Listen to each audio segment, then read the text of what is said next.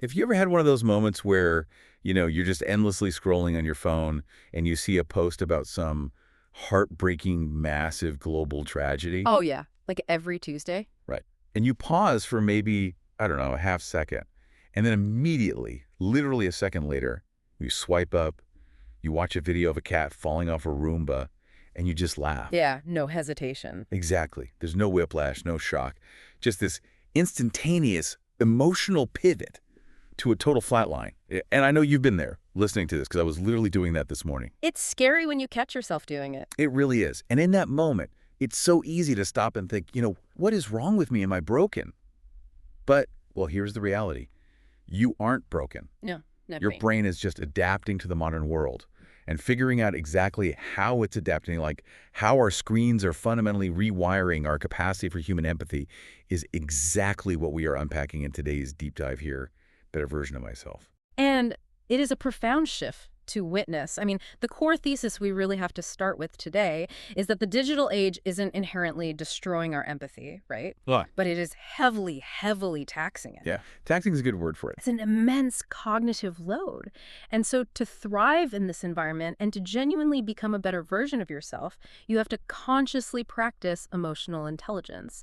We have to actively understand the neurobiology behind, the superficiality and that rapid context switching that basically defines our screens. Right. So if you're listening to this at work right now with like 3 Slack tabs open, your email pinging, your phone buzzing on the desk. Sounds exhausting already. Yeah, exactly. Your brain is currently experiencing what we call an emotional recession. But I really want to get under the hood here for a second. What does an emotional recession actually look like on a biological level? Well, think of a financial recession, right? Resources are depleted, investments slow down, the whole system is just strained. Right. An emotional recession operates on the exact same principle, but within your nervous system. Yeah. I mean, your brain is a huge energy hog. Right. It burns a ton of calories. Exactly. It takes a massive amount of caloric and electrical energy just to process emotions. And right now, most of us are constantly subjected to this continuous partial attention. Continuous partial attention. Yeah. So you're working, but part of your brain is actively monitoring the buzz of the phone or the flash of a news alert, the ping of the group chat. So we're basically just bleeding emotional energy all day long through like 1,000 tiny paper cuts. That is a perfect way to look at it. Each of those micro interruptions triggers a tiny spike of cortisol. The stress hormone. Right. And over a day, a week, a year, that constant cortisol drip, combined with the heavy aftershocks of all these global stressors we see online, it just drains your core emotional intelligence competencies. Wow. Specifically, your self-awareness and your intrinsic motivation just plummet. And they plummet because your brain simply does not have the fuel left to power them. And I guess that leads to this intense empathic desensitization we were talking about earlier, because we're scrolling through these algorithmically shaped echo chambers, and the sheer volume of outrage and trauma is just relentless. Completely relentless. So is this just like building calluses on your hands from lifting heavy weights at the gym?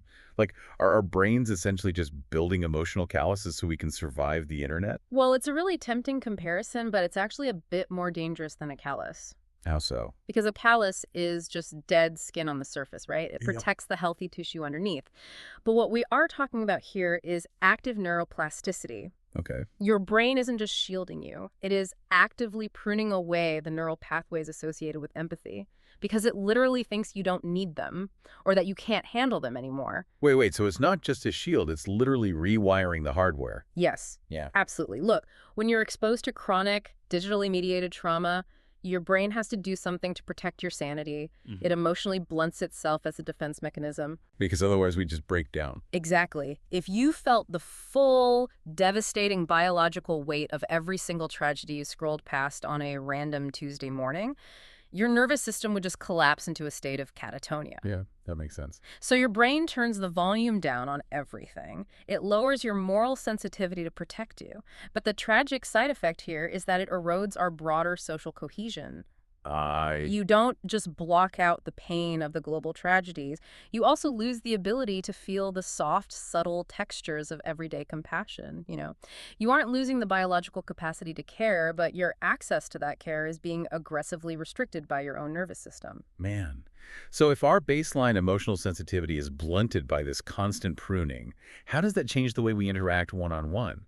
Because it feels like we're being forced into this massive shift from real-world connection to what I can only really describe as like virtual empathy. Yeah, virtual empathy is a great term for it. And to really grasp this shift, you have to separate empathy into two distinct categories. Okay, break that down for us. So first, there is cognitive empathy, which is basically the intellectual ability to understand someone's perspective. It's the ability to say, I logically comprehend why losing your job makes you sad. Right. I get the facts of your sadness. Exactly. And then there is affective empathy, which is the biological ability to actually share their emotional state, to feel a shadow of their sadness in your own body. Okay, so feeling it versus just knowing it. Precisely. And the digital age facilitates cognitive empathy just fine, but it heavily, heavily disrupts affective empathy. Well, why is that? I mean, I can read a really sad text message from a friend and intellectually know they are hurting. Why doesn't that trigger the affective shared feeling? Because you're missing the biological triggers. I mean, human neurobiology is designed to process multisensory feedback to trigger affective empathy. Oh, like seeing their face. Right. When you sit across from a friend who is crying, a specific cluster of cells in your brain, your mirror neurons, literally recreate a reflection of that exact pain in your own nervous system. It's a biological reflex. But those mirror neurons require data to fire. They need to see facial microexpressions. They need sustained eye contact. They listen for the slight waver in vocal tone, or the pacing of a breath. And a text message has literally none of that. None of it. Digital platforms strip those vital nonverbal cues away almost entirely.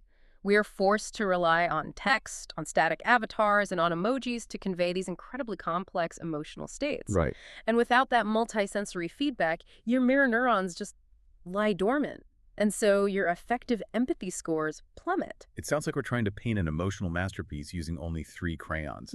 Like emojis just can't carry the weight of real human feelings. That's spot on. Honestly, I take it a step further. It's more like trying to play a complex symphony on a plastic kazoo. A plastic kazoo. Yeah, the basic notes might be recognizable, sure, but the deep bodily resonance is completely gone. And what we are observing now is the rise of this profound emotional superficiality. People are constantly plugged in, managing hundreds of micro-interactions every single day. Which creates a really bizarre paradox, if you think about it. Are you saying that having more connections online is actually what is making us more lonely? The math absolutely supports it. The sheer volume of online connections cannot compensate for the lack of emotional depth when that sensory feedback is removed. Right. If you have 500 superficial interactions on social media that never once trigger your brain's affective empathy pathways, you are left biologically starving for real connection. Jeez. You end the day with a full inbox, but an entirely empty emotional tank. Okay, but this doesn't just stay neatly contained on our screens, right? I mean, if we were walking around with empty emotional tanks, that has to bleed into our physical relationships. What happens when we actually sit down across the table from someone? That is exactly where the real-world fallout begins. And we've been looking very closely at 2 major behavioral phenomena that illustrate this bleed over. The first is phubbing.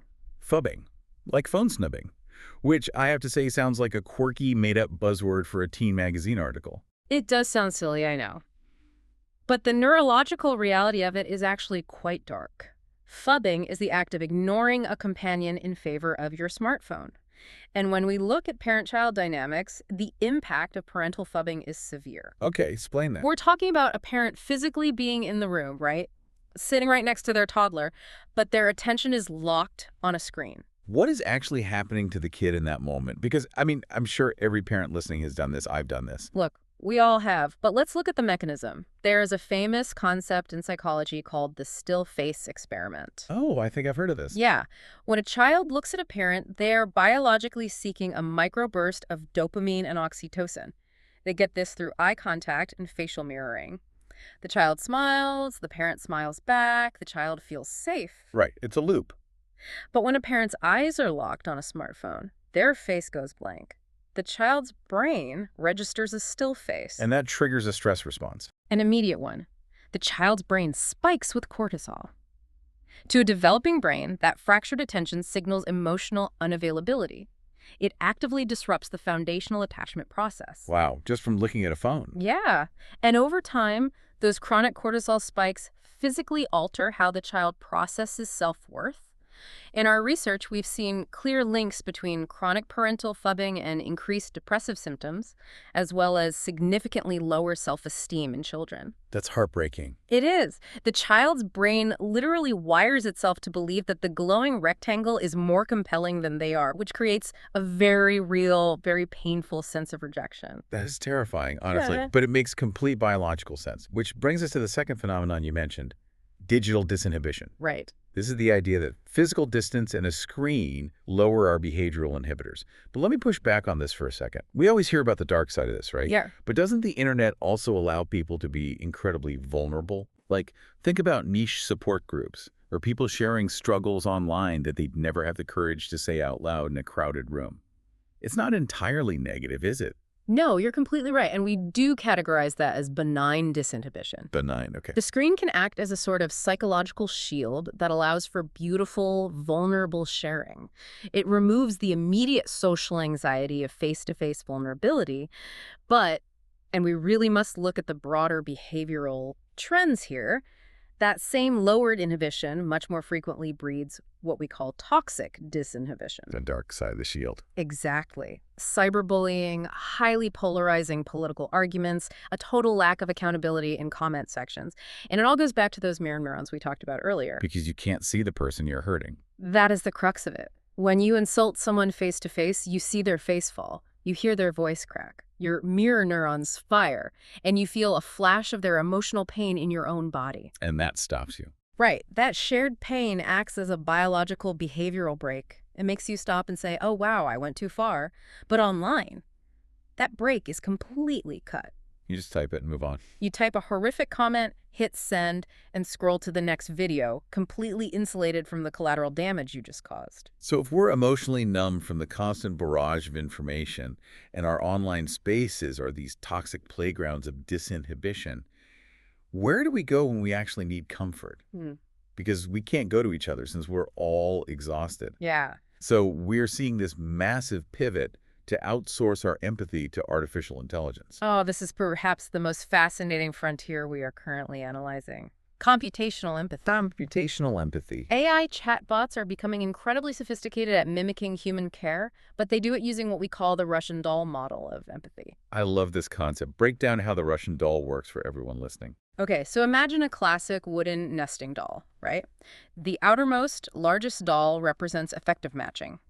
The AI reads your prompt, detects that you are using sad words, and immediately generates a somber, comforting tone. It mirrors your output. Makes sense. Then you open that doll, and the next layer inside is perspective taking. The AI uses its vast training data to intellectually frame why your situation is difficult. It says something like, it is completely understandable that losing your job makes you anxious about the future. Which, honestly, sounds incredibly validating. It does. It feels great. But then you open that final innermost ball looking for the core of shared human experience, like the heartbeat of the interaction. Yeah. And it's completely empty. There is no biological entity feeling anything. There is no shared vulnerability. And our brains know it's empty, right? Like, even if the words are perfect. Your subconscious brain absolutely knows. It falls into the uncanny valley of emotional timing. The uncanny valley. Yeah, think about it. When a human friend comforts you, there are micro-hesitations. They say, they look away to search for the right word. They sigh. Right, they stumble a bit. Exactly. Those physical imperfections signal genuine cognitive and emotional effort. But an AI, it replies instantly with a perfectly structured, flawlessly empathetic paragraph. The human brain detects that lack of effort and registers it as fundamentally inauthentic. So it's essentially emotional junk food. Yes. It's like eating a giant bag of potato chips when you're starving. It spikes your blood sugar, your brain gets a quick hit of validation from the chatbot, but there's no complex protein to actually sustain you. Yeah. And an hour later, you're emotionally crashing and feeling even emptier than before. That is the perfect metaphor. It offers immediate cognitive support, which feels good in the short term. It satisfies the craving for a response, but ultimately, because the user inherently knows it is emotionally inauthentic, it diminishes user trust over time. It just fails to provide genuine, effective resonance. So what does this all mean for the next generation? Because if you have kids growing up right now with AI as their primary sounding board, consuming this daily diet of emotional junk food, how does that impact their development? Well, a diet of emotional junk food starves the core pillars of emotional intelligence during their most crucial developmental years. When we look at AI-driven thinking and education, the risks are profound. Like what? Well, yes, AI enhances efficiency. It can tutor a student in calculus perfectly, but an over-reliance on screen-mediated, AI-driven learning actively diminishes a student's reflective thinking and their ethical judgment. Is that because they aren't dealing with the messiness of other people? Precisely because of that, human interaction is inherently messy. It requires friction. Friction. Yeah, you misunderstand a friend, you hurt their feelings, you have to read their body language to realize they're upset, and then you have to do the really hard work of apologizing and repairing the relationship. Right. It takes work. That friction is how we actually learn to navigate the world and develop a moral compass. If a student is only interacting with an AI that perfectly agrees with them and endlessly accommodates their mood, they never build the emotional muscles required for resilience and ethical reasoning. Wow. But look, this isn't a dystopian novel. This is a better version of myself, and we're all about actionable growth and finding the path forward. While the integration of screens and AI seems to heavily threaten our development, there's a massive silver lining here, which is neuroplasticity. Yes. Emotional intelligence is not a fixed trait. It is a highly neuroplastic, learnable, adaptable skill, right? The brain can always change. It prunes pathways it doesn't use, but it can also build new ones if you force it to. And interestingly, when we break down the generational shifts in our data, we find some surprising baselines. Oh, do share. Older generations like Gen X, boomers, actually show a higher overall application of emotional intelligence in daily life. Which makes total sense, because they built their emotional baseline entirely offline. Exactly. They formed their foundational neural pathways for effective empathy long before the interference of a smartphone screen. They had decades of forced face-to-face friction. Right. Meanwhile, younger generations who are native to the digital world are reporting much higher rates of digital fatigue, attentional fragmentation, and loneliness. But the critical takeaway for everyone listening, especially if we look at business, career growth, and leadership, is that as our world becomes more digitally intense, human emotional intelligence actually becomes the premium skill. Because it's suddenly scarce. It is incredibly scarce. Yeah. If you are leading a team today, you are managing constant technological disruption. You need heightened emotional intelligence to manage digital transformation, to foster genuine psychological safety, and to keep team morale high when everyone is just exhausted by their screens. Because AI can't do that. No, it can't. An AI can write a flawless, perfectly toned update email to the company, sure. But it cannot sit in a room and authentically reassure a panicked employee whose job is changing. The human element is what holds the entire system together. Okay, so instead of just fighting the technology, because let's be real, the screens aren't going anywhere and AI is only getting more integrated, how do we actively hit the gym for our emotional intelligence? Like, how do we force that neuroplasticity in the right direction? It requires highly conscious practice. You really have to treat it like a workout. First, physically put the phone away during conversations. And I don't just mean placing it face down on the table. It needs to be out of sight in a pocket or a bag. Wait, why does being face down on the table not work? I do that all the time. Because of that continuous partial attention we discussed earlier, the mere physical presence of a phone on a table acts as a psychological anchor. Really? Yeah. Your brain is subconsciously reserving a small percentage of its processing power, anticipating a notification. It literally reduces the emotional depth and the conversational vocabulary of the interaction just by being visible. Wow. Okay, so phone out of sight, that's huge. What's next? Second, you have to actively seek out face-to-face interactions to force your brain to practice reading those microexpressions and nonverbal cues. You have to wake your mirror neurons up. So no more hiding behind Slack. Exactly. Have the difficult conversation in person instead of over a message. Look people in the eye. Allow for the awkward silences. And third, you must intentionally check in on your own internal emotional state. How do you mean? Build the self-awareness to pause and ask yourself, am I feeling numb right now because I'm genuinely biologically exhausted, or am I just overexposed to digital noise? You have to build the awareness to know when you need to unplug and just let your nervous system reset. It really is about taking the wheel back from the algorithm, isn't it? Yeah. You have to decide where your attention goes instead of letting the feed dictate your emotional state. We are always adapting. The question is whether we are going to passively let the environment shape us or if we are going to consciously steer the direction of that adaptation. This has been such an incredible deep dive, and it reframes so much of what we experience every single day. And as we wrap up, I want you, the listener, to really think about the trajectory we are on. Because you said something to me earlier today, before we started recording, that completely blew my mind. And I want to leave everyone with this thought to mull over today. Yeah, it's a sort of thought experiment about the future. As artificial intelligence perfectly mimics conversation, and as our digital worlds become infinitely complex, flawless, and simulated, what if the ultimate luxury status symbol of the future isn't the newest smartphone or the most advanced tech? Right. What if the ultimate luxury is simply the raw, unpolished ability to sit in a quiet room, hold sustained eye contact, and deeply read another person's unmediated emotions? Let that sink in for a minute. The raw human connection as the ultimate luxury. I love that.